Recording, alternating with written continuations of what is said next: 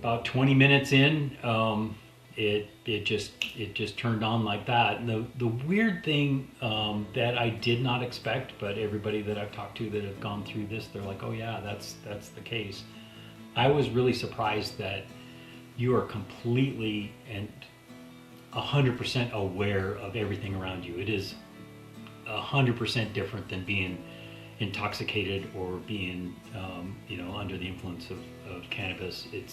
You are absolutely aware of everything that's going on around you. You're hallucinating, but you are aware.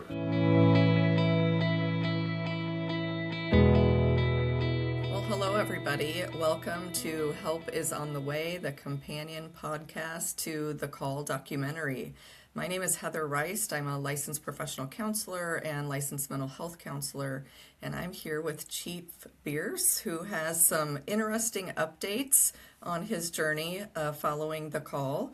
We are here today to talk a little bit about psilocybin treatment for PTSD and potentially expand into some other conversation around psychedelic treatment in general. So welcome, Chief Bearce. Would you like to introduce yourself for those who might be joining us for the first time? Absolutely, and thanks, Heather. And it's interesting that you mentioned the word journey, because that's the word that they use for psilocybin experiences. And so, with that said, my name is Paul Bearce. Retired from the fire service about 4.5 years ago. I served about 25 years in the fire service in both volunteer and career capacity. A little bit more about my background. I actually was a journalist before, and that'll actually come into play a little bit about my kind of experiences with traumatic events. So I was a journalist before for nearly 20 years, and then I decided as an old guy that I would join the fire service, and that's what I did. And about 10 years, maybe a dozen years before I retired, I got interested in mental health initiatives because, as you know, we just didn't talk about it a lot, especially when I started. I started my fire service career back in 1996, and back then we did not mention and did not talk about our exposure to trauma or any of the stressors that we experience in the fire service. So with that said, I'm an open book, trying to spread the word, and so we try to normalize the conversation about mental health among first responders. So Yeah. Yeah, and thank you so much for doing it. It definitely it is being talked about more, but still not nearly enough. And there is still a lot of stigma, so it's really important, I think, that we keep having these conversations. So, walk us through a little bit of your decision-making process, I suppose. What led to this journey, as you describe it? What led you to that? um, it was actually quite a convoluted process. Um, I got invited. The local fire union here in the Albuquerque metro area had gotten some funding to hold a mindfulness retreat for firefighters. It was like a 3-day event, and I had really, after my retirement, I had kind of really delved into mindfulness and meditation, a pretty significant yoga practice. Um, and so I was very interested in doing that, and it was a great experience. There was, I think, 15 of us. I was the only retiree, and during that retreat, uh, it was brought up about using psychedelics as treatment for depression and anxiety and PTSD and all the things that affect us in the first responder world. And so it really intrigued me. I hadn't heard anything about it. Um, I had never done psychedelics, never even considered it. I was a child of the very, very late 50s, so grew up in the 60s and 70s, and during that era when psychedelics were kind of making the scene, but never really considered it. I did a little bit of cannabis in college in the 70s, um, and tried it a little bit. It's legal here in New Mexico after I retired, but it just didn't really feel like it did much for me. And um, so that led me to having a conversation with um, a gentleman that was the funder of the retreat. He has a foundation. His one of his sons is a firefighter here in the Albuquerque metro area, and he worries about him, and so he is very supportive of this treatment modality. He had experienced it himself, and when I had lunch with him to talk about this, I'm looking in the mirror, so to speak. It's a somebody that's my age, and not what you would the vision of somebody that would use psychedelics. And he went on to explain to me like how it really saved his life, and it really just touched my heart. And I just like, wow, that's very impactful to hear somebody who is what I would consider my age, and not first responder background. He was a businessman, and so fast forward, again, thinking about it, I've done some reading on it, and it was very intriguing to me. New Mexico last year, the legislature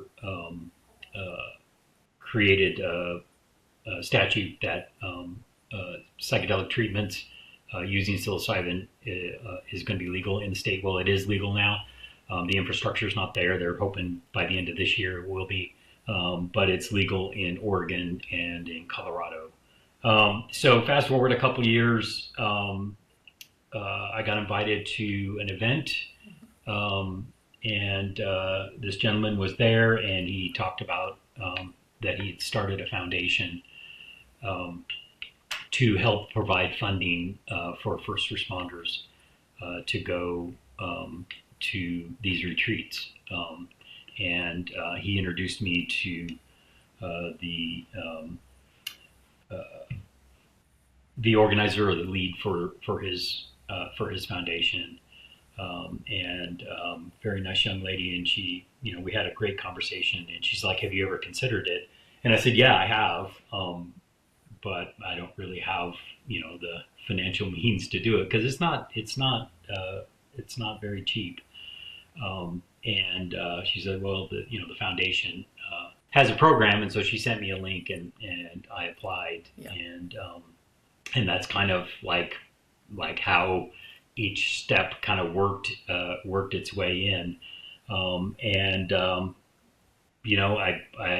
I don't regret it. It was a great decision.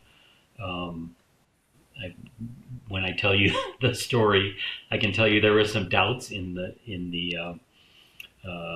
interim when I was going through it, that I wasn't sure I made the right decision, but ultimately it was. Yeah, it's I'm glad you brought up that it's becoming more legal. It started actually, psychedelics were really studied back in the 70s, and then some of the researchers kind of ran awry with things, and so the government started shutting some of that down. But there's been a lot of interest in the power of psychedelics over the years, related to what they can do. And one of the things that we're knowing now with the power of MRI machines and more brain studies is we know that it enhances what's called neuroplasticity. And so it's literally a great analogy is like, there's pathways in the snow, so to speak. We have pathways in our brain. And doing a psychedelic is like a new snow. So those pathways get filled in, and then we get a chance to make some new ones. So we see a lot of potential for new brain connections being made after psychedelics, which is where people start to have insights and new thoughts and perspectives around perhaps what they went through. And so I'm curious, as you share, if that was some of the things that you recognized after going through this as some new perspectives, insight, new ways that you've thought about some of what you've experienced in your life. So tell us a little bit more. My understanding is this was a week-long retreat. Is that correct? Yeah. Yeah, that is correct, and it was in Colorado, and it was administered by a company that I can't say enough about. They were amazing, and the company is called Odyssey, and they did an incredible job. For one thing, I would like to say that your metaphor of the snow, it's like perfect. It kind of really manifested itself in that respect for me, which I'm sure we'll get into. Um, the process of getting accepted into this program was pretty significant, and I would I, my belief, I would say, is that I am not a huge advocate for um, doing psychedelics recreationally, and it's not that I'm against it morally or whatever. Uh, but from my experience, having that safety net of the facilitators in place, I don't know how I would have reacted if I didn't have that. And so I'm a big advocate for um, using psychedelics, specifically psilocybin, but I would say to do it the right way. Uh, Odyssey has a great infrastructure in place.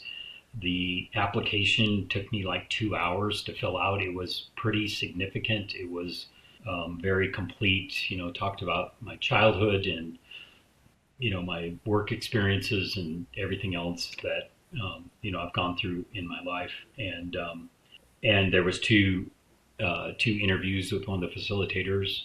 He was the lead facilitator and is an amazing human being. Very insightful, very helpful. So I really had to dig deep to uh, kind of find out what my intention was going to be for this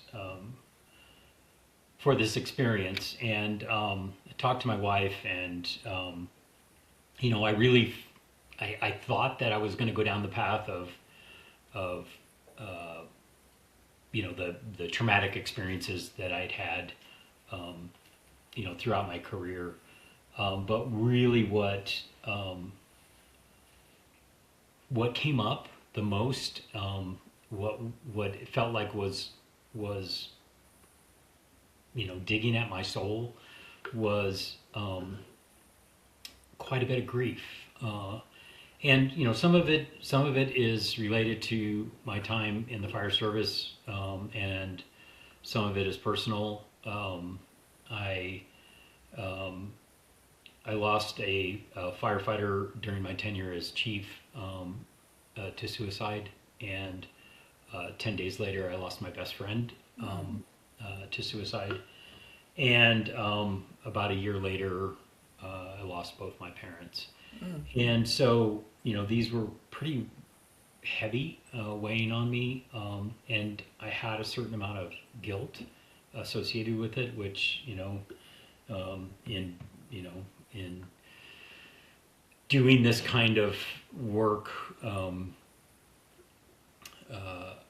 I've been doing some teaching with somebody that you know, Jack Williams, Dr. Jack Williams, is an amazing individual and resource, and he, we're doing some stuff on moral injury, and it's really a lot of it is grief and guilt. I think some of the grief is also, the people that I wasn't able to save, over 25 years, and so that, that was my intention going in, and so kind of an interesting sidebar to that is the facilitator. His name is Drew. Again, great individual, and he's like, I'm going to suggest you read this book. I don't have a copy of it here to show you, but because I've lent it to a friend because it was just that impactful in my life. But it's called Journey of Souls, and it's a book written by a psychologist that talks about he uses hypnotic regressive therapy, and he interviews his patients about the time in between their lives of when they're in the spirit world, and it really gave me a new perspective on death, and it really helped me kind of understand that, I'm struggling. I call myself a recovering Catholic. I'm struggling with my faith in trying to make sense of, my upbringing in the Catholic Church, and then my new kind of delving into Eastern religions, and just kind of how they work together, but they also are apart. And so this really helped me make sense of that. And so I went in with that kind of that mindset, and I really feel like it helped me kind of set the stage for for allowing the medicine to choose a path for me. That's one of the key differences, I think, when you are using psychedelics as part of a healing modality and program versus someone doing it on their own or doing it, for recreation, is that there's a guided intention process and a guided integration process afterwards. And so it's not just, well, let's see what happens, but there's you're kind of priming the brain in that way to hopefully have it work on something specific.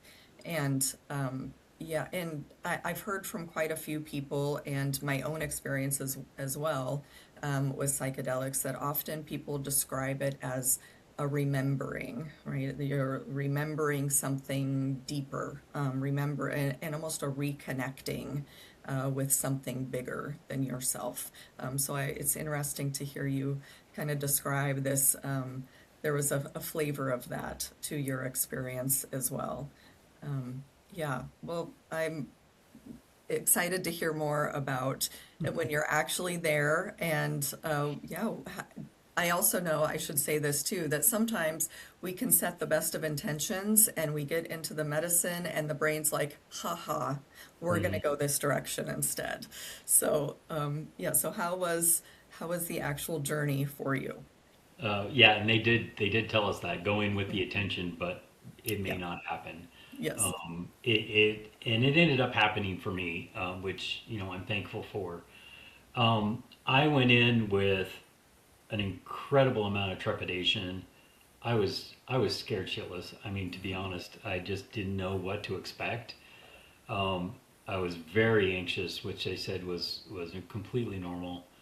Um, I have a set of mala beads that I use during meditation. That I was working overtime. I mean, they were they were they were helping me just kind of focus on that tactile touching, and so I just kept focusing, and kept focusing on what I wanted to come out of it. And like I said, the facilitators were incredibly amazing. They really prepared us, and gave us a sense of safety.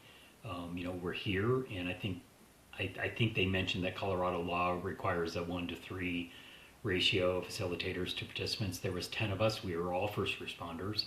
And there was 4 facilitators who were all incredibly amazing.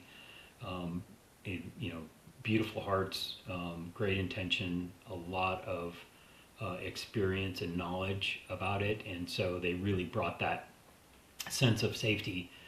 And so I went into it, like I said, with a lot of anxiety, and you know, again, I had that foundation that, you know, that I was going to be safe, but it's still, I didn't know what to expect. Kind of an interesting side note, my brother's a little bit older than me and was a hippie, so to speak. You know, traveled the country, using, you know, hitchhiking and had experimented, and so I reached out to him before I left, and I said, hey, have you ever done this? And he goes, yeah, I did. And so he told me a little bit about his experience, and he goes, what, you didn't know what to expect, so you call your stoner brother? And kind of funny. What else are big brothers for, right? Yeah, exactly. So you know, they gave us kind of a range of what the dose would be. I was pretty conservative, I think. Again, because I just didn't know. I mean, we had the ability to, you know, to take as much, you know, within the limits that Colorado law allows. But I kind of went right in the middle, and you know, the setting was beautiful. It, you know, was in a very you know, comforting room. There was mats on the floor for us. We had blankets. You know, very comforting. Low light. They had music. You know, like a curated playlist of music, which plays into this, into the experience. And you wear eye shades, you wear headphones, and so, you know, they ground it up, put it in orange juice, and then you wait. And about 20 minutes in, it just turned on like that. And the weird thing that I did not expect, but everybody that I've talked to that have gone through this, they're like, oh yeah, that's the case. I was really surprised that you are completely and 100% aware of everything around you. It is 100% different than being intoxicated or being, you know, under the influence of cannabis. You are absolutely aware of everything that's going on around you. You're hallucinating, but you are aware, and so it like turned on like a kaleidoscope, you know, the things that we used to play with as kids, and super bright colors and patterns, very geometric, and it was, you know, it was beautiful at first, and just like, you know, just like awe-inspiring, and I remember saying these words out loud, and I kind of regret it in a way, but I said show me, and it did. It got incredibly dark. It got scary, and you know, I've seen, as a paramedic, I'd seen my share of people going through panic attacks, and I know that I had a panic attack. I couldn't breathe. I got claustrophobic. I had to take off the eye shades. I took off the headphones. I just could not handle it. And I remember thinking to myself, they've got to have an antidote for this. There's got to be something that they can give me to make this stop, because I do not like it. Yep. It Let was me off not. this ride. Get me off the ride. Yeah, get me off the ride, right? It's an e-ticket ride, and I don't want to be on it. Yep. I'll go on the merry-go-round and call it good. And so, you know, I was having a bad time. It was terrorizing. It was very dark. I didn't see any, like, it didn't take me anywhere, like, in, I didn't have an out of body experience, I guess is probably the best way to describe it. It was just a feeling within my within my brain. And the lead facilitator came over and he asked me if I needed something to ground me, and I said yes. And he gave me a crystal. And if you excuse me a second, I'm gonna grab it because this plays into. Um, so he gave me this crystal, and Looks like a um, chunk of selenite. it is, and Mm-hmm. that plays into it, and later. And so, I held on to this, and I had my mala beads in one hand and this in the other hand, and it really helped me like feel like something tangible. And it got it got dark and scary, and one of the other facilitators came over, held my hand during like one of the rough spots, and I kind of like was doing these waves, and it was taking me on a very ugly ride, and then the grief came. For somebody that has not gone through this, it's really hard to explain. It's hard to um, make sense of it. But having gone through it, the grief came from the deepest, darkest part of my soul, and it came out, and I started to cry, and I cried hard for several hours, like snotty, Yep. everything coming out, and it just wouldn't stop. It was painful in some respects. Um, you know, whether it was a singular event, whether it was 67 years of grief that I had endured in my life, I don't know. I don't know the answer to that. Um, but the most powerful thing that happened to me is that this crystal um, started to talk to me, and I know that is really, really You were on hard to, psychedelics. That's expected. Yes. yeah, it, there wasn't a voice, there wasn't a, but it was my best friend. My best friend came to me, and he said that he was okay. He said that I'm fine, I'm good. And I felt him in this. I put this to my heart, and I felt his presence. It was an incredibly powerful moment during the journey. And I know again that it sounds like fantastical, and for somebody who hasn't gone through it, um, it was just as clear as can be of him coming to me and talking to me, and knowing that he was okay. Um, the background, this very um, odd background. We were fly fishing buddies. We loved to go fishing together. That was our thing. And uh, way before he got sick, he and I would be fishing, and we would talk about when we became old men, what we were going to do to exit the world. And we had decided that we would hike up into the hills in Colorado and find a beautiful mountain stream, and we would lay down in the stream and let the water take us away. It was just that, it's just that beautiful vision of being in nature and becoming part of nature. And so this piece of selenite. Well, during the process, I kept thinking to myself, again, having that cognitive thought that I did.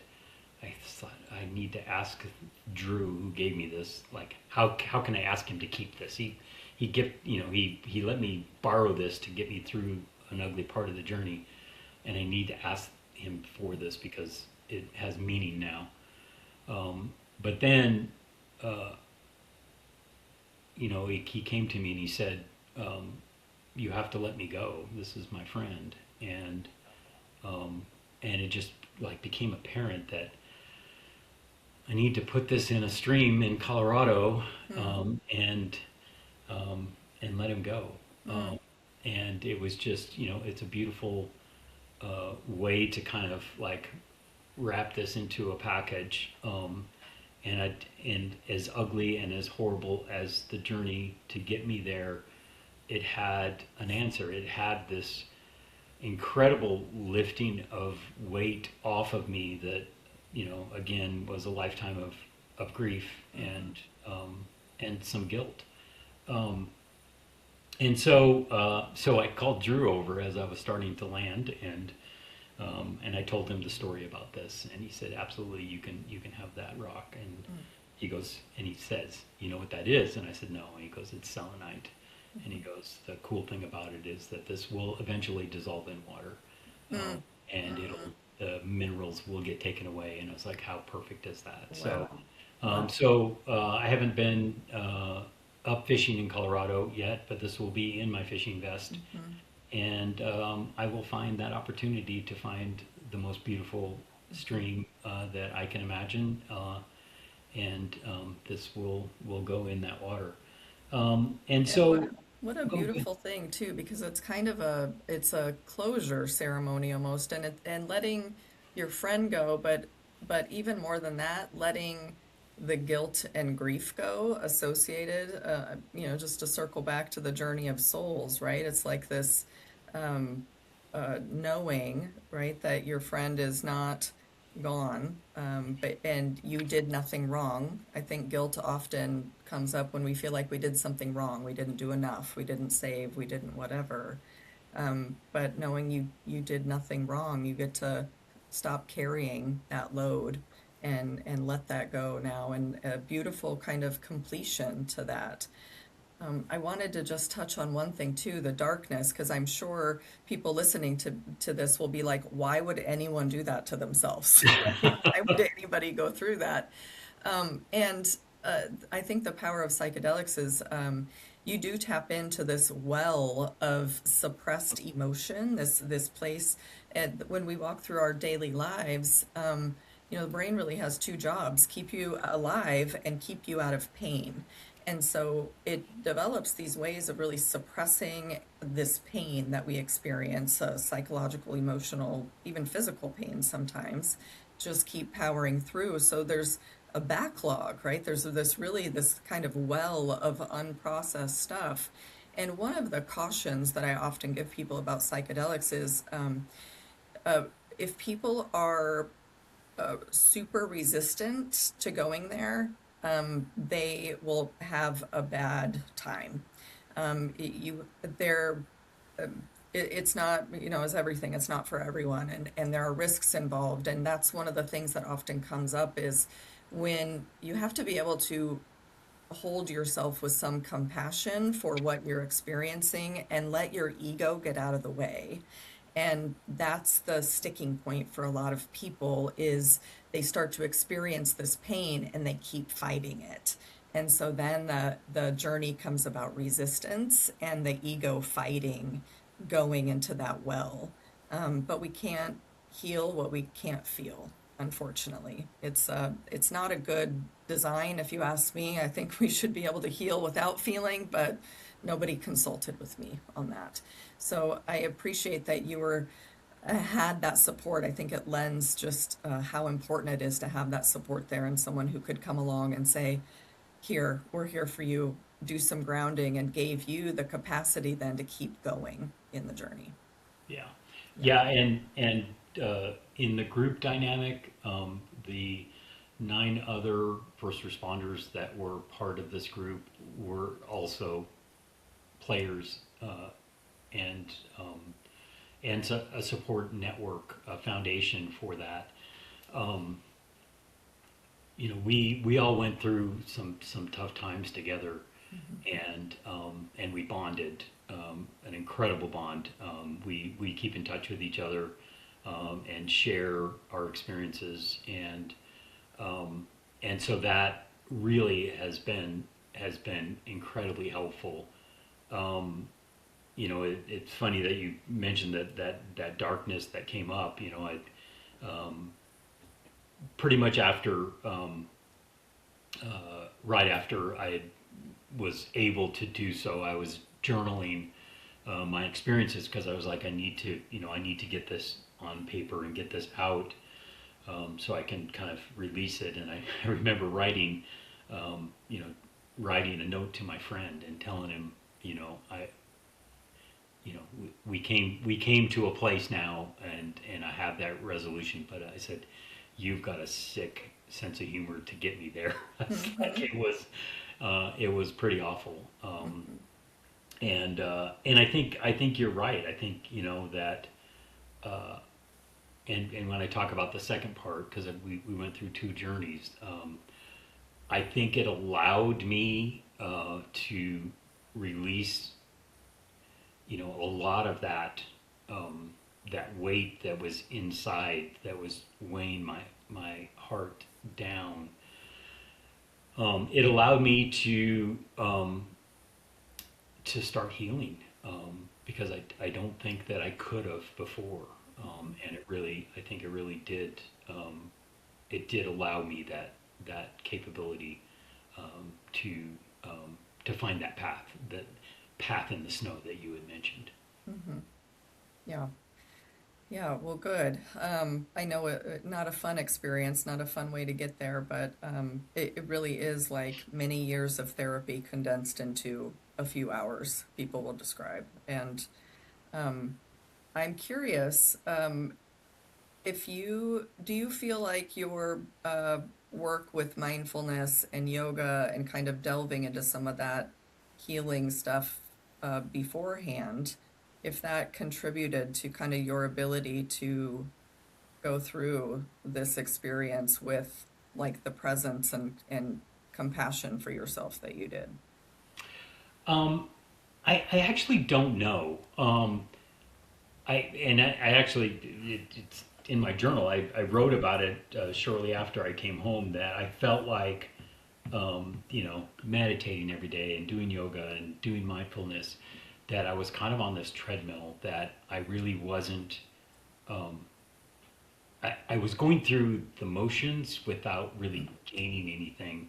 I think the foundation was there, of the understanding of what I wanted to get out of it, but I think, again, I'm, using the metaphor of that weight, I think was just keeping me down, and it wasn't allowing me to reap the benefits Yeah. of doing those actions. So it's nice that I had that, to fall into, when I came, when I started the, going down the path of healing, and I think it gave me that place to go, a familiar place. Yeah, good, good. So how many days between first journey and second journey? So there was one integration day, Okay. and then the second journey, and then there was a following integration day, and then a last day of kind of closure. So it was 6 days total. Okay. I called my wife, and she, it was like the end of the integration day, and she's like, "How was it?" And I was like, "It was awful." She's like, "Well, uh, I said, I have an answer. I feel good of where I ended up, but it was bad getting there." I didn't give her the details at that time, because it was like hard over the phone. Um, and she goes, "Well, what are you going to do about tomorrow?" And I said, to be honest, I would go to the facilitators and say, thank you, I'm good. I've got my answer. I'm going to go home now. I appreciate it. And I would have had no problem doing that because it was awful to get there. Again, I got there and I feel good about what it was, but I didn't want to go through that again. And she goes, yeah, but you would always wonder, won't you? And that was so true. And so I did a lot of reflection. I talked to the facilitators, and told them my fears, and that was really my intention going in, and I feel like I got the answer. And so Drew, again, very incredible human being, and he said, take it easy on yourself. He said, you have your intention. He's like, go in with a kinder, gentler intention. Again, showing that compassion for yourself. And so I decided to do it. And he said, you don't have to take the medicine. He goes, you can just sit with us if you would like. You have that option. And again, we had formed this really incredible support group of very amazing people. And so I went in with the intention of I said, I want the intention to be heal me and show me love. And it did just that. It was a beautiful, warm. I was very conservative on the dose, and again, you being more up on the science of it. We're kind of Googling amongst ourselves that your brain's all jacked up on serotonin, and you kind of need a bigger dose the second go around if you do back-to-back doses. I was afraid, and so I went very conservative, and I went with the same dose. So I didn't really go deep, but what I did experience was incredibly beautiful. It was warm. It was caring. I felt safe and saw a lot of beauty, and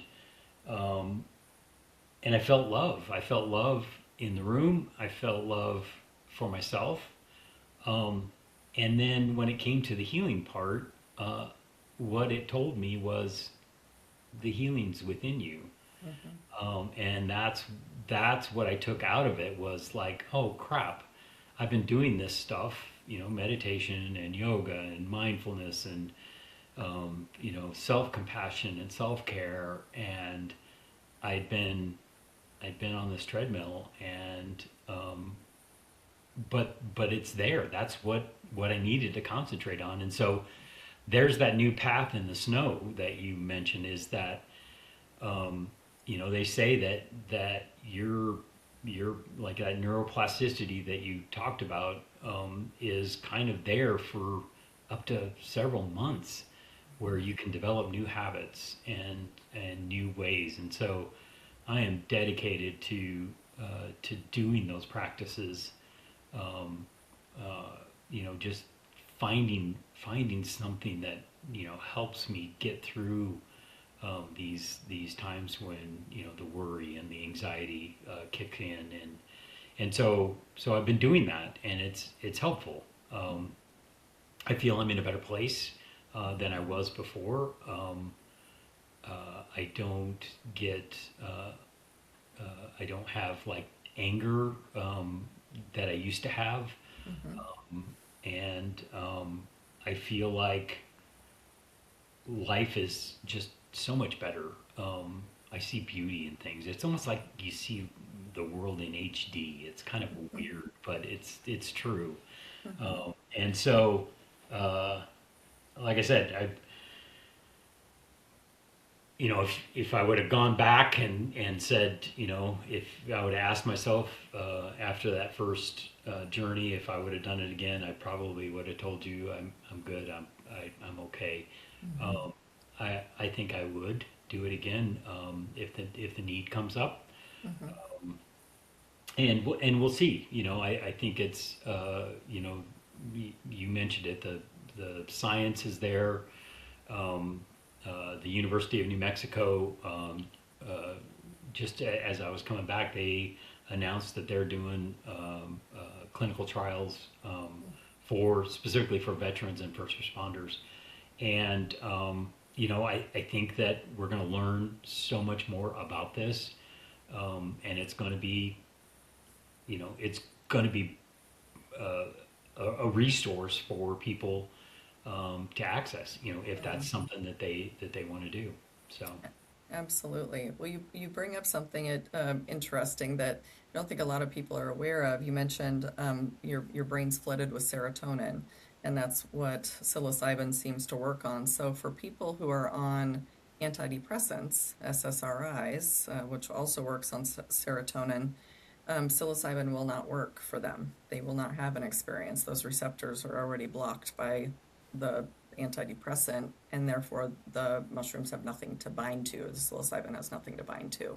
So interesting fact there for people.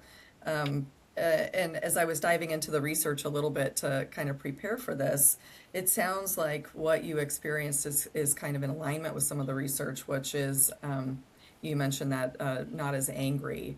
And it also, would it be fair to say, not as many like intrusive thoughts or memories or like the presence of the trauma material as accessible in your daily life as maybe it was before the journeys?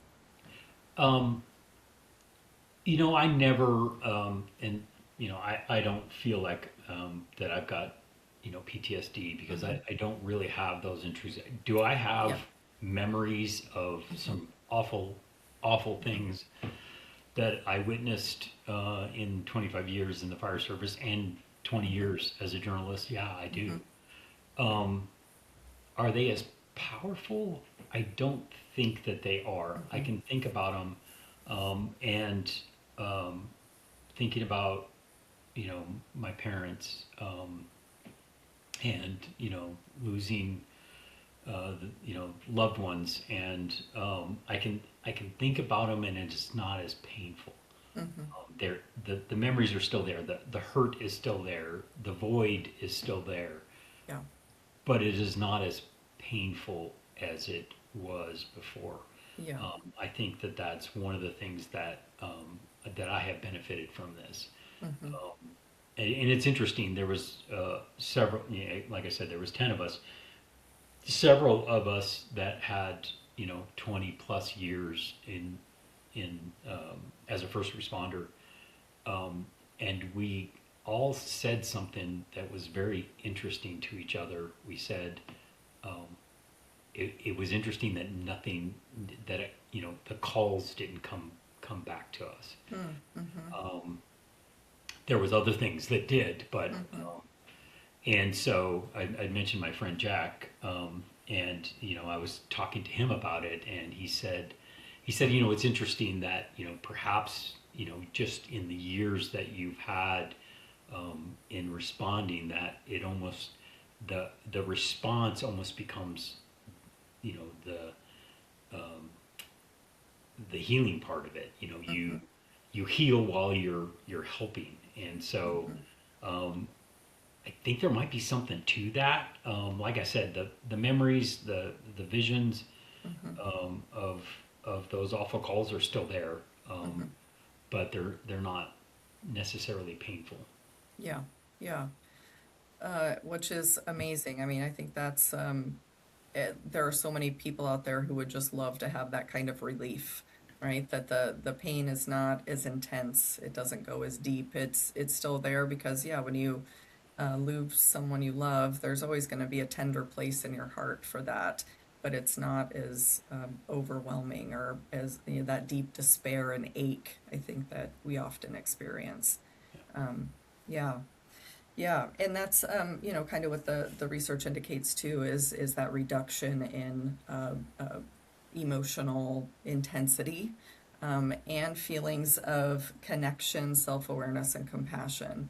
And I guess I would be curious, and we will never know, which is great, if it had you stopped after that first one, if you would not have gotten more of those feelings of connection and warmth and Because that, as you describe it to me, is like the first one was purging, you were cleaning out, and the second one was filling, you were pouring back in with light and good stuff. And so I personally am glad because you would, maybe have just not been filled up. I don't, Yeah. yeah, we'll Yeah, never, I love that. yeah, I think that describes it very well. I've never yeah, really thought of it that way, but I'm thankful. And it's interesting in both of the journeys, they give you an opportunity to get a boost of um, of medicine about an hour into it. Of course, the first one, I was having an awful time, and when Drew came around, I was like, "No fucking way, I'm not going to do it." yeah, And he goes, "No, I didn't think so." And then the second one, I could have, but I was like, "It's beautiful. I am like it is. I don't want to ruin this." And yeah, so I think that you're right. I think it complemented each other. But yeah, it was a balance of beauty and terror, so to speak. yeah, yep. Well, is there anything else about your experience that you would like to share? Anything that you feel like we missed? And maybe another way to think of this question too is if someone were contemplating this, doing a journey like this for their own healing, what might you say to them? I would be completely honest and tell them, it's not for the light, the faint-hearted, so to speak. It's not something to take lightly. Um, you need.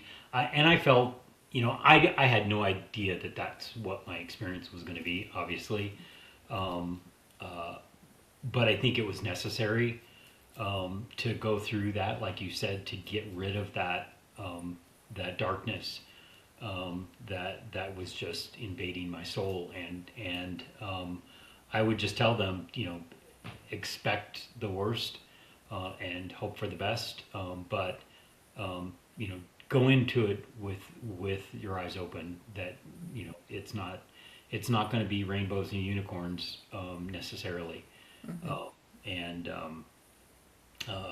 just be honest with yourself if that's something that you really want to face. Yeah, yeah.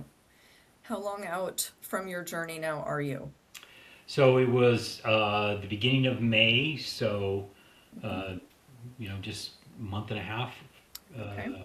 No, two and a half months. Yeah, Yeah. yeah. And what do you notice is lingering, is different, is the after effects? Well, I think my outlook on life, my relationship with my wife, with my family, um, has just blossomed. In my opinion, they may they may differ. I again, and I tell this story because I think it's really funny. Um, Several years ago, we bought this little greenhouse kit. My wife loves to grow succulents, and this stupid greenhouse kit was sitting in our garage for like 4 years. And it's from China. It had terrible instructions, and it's a gazillion different pieces. And I told my wife, I was like, let's put that damn thing together. Let's get it out of the garage. And we, as frustrating as it was, and I at like times when like the pieces just wouldn't fit together, and I said, let's just go sit down and let's just take a breather. Before, back in the day, I probably would have thrown a tool or two across the yard and said a few choice words. Hmm.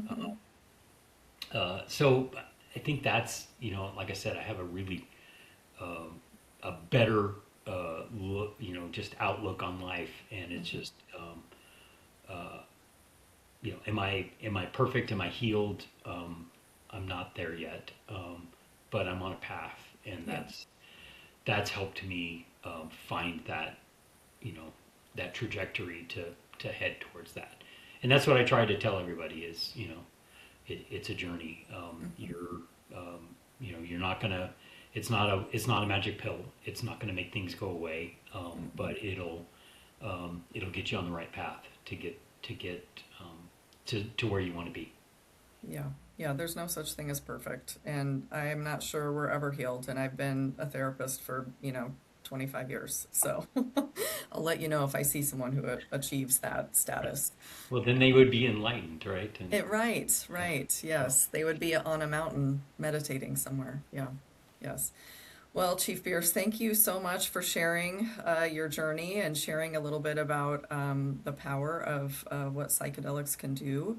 It is just so fascinating and so helpful, I think, for so many people out there to know that this exists and there are programs, especially the Odyssey and the scholarship that you were able to obtain, programs out there to help first responders. So they don't have to carry this huge weight and load that comes with one, just life, and two, exposing yourself to more trauma, being in a helping field like that, and journalism as well, right? That's often, I think, an underlooked, overlooked. There we go. That's the word. An overlooked career, because journalists are often writing about some of the most horrific stories or things happening in the world and experiencing things. And I'm sure that contributed as well to some of the stuff, as you had mentioned. yeah. Um, yeah, so thank you. Well, thank you for your interest in this, and like I said, hopefully, it'll bring some light to it and bring about the conversation. We've got to open up the gates to allow the conversation to happen, because that's when healing's going to start.